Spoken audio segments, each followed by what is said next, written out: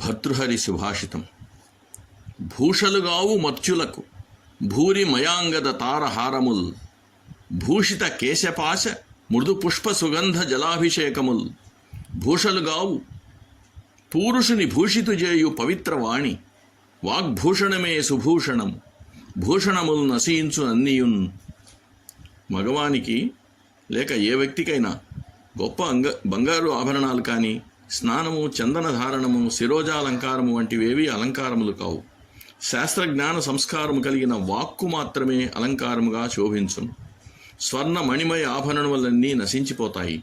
వాగ్ధాటి ఒక్కటి మాత్రమే నశించని అలంకార భూషణము అని భావం. అనగా పురుషునికి సద్వాక్కు మాత్రమే అలంకారమని భావన. ఇక్కడ పురుషుడనే కాదు, స్త్రీలకైనా ఏ మనుష్య జాతికైనా భగవంతుడిచ్చిన వరము మాట్లాడడం.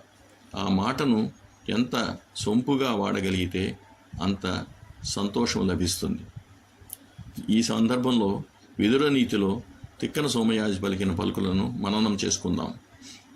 తనువున విరిగిన అలుగుల ననువున వృచ్చంగవచ్చు, అతి నిష్ఠురతన్ మనమున నాటిన మాటలు వినుమెన్ని ఉపాయముల వెడలునే అధిపా. అంటే శరీరంలో గుచ్చుకున్న ఎటువంటి బాణాలనైనా లేదు గాయాలనైనా కాలక్రమేణా మందులతో మాన్పుకోవచ్చు, కానీ కఠినంగా పలకబడిన పరుష వాక్కులు హృదయాన్ని శల్యంలాగా తులుస్తూ ఉంటాయి, కానీ అవి ఎన్నటికీ మాసిపోవు. కావున పరుష వాక్కులు విడనాడి సరసూక్తులతో అందరితో మంచిగా ఉండడమే శ్రేయోదాయకం.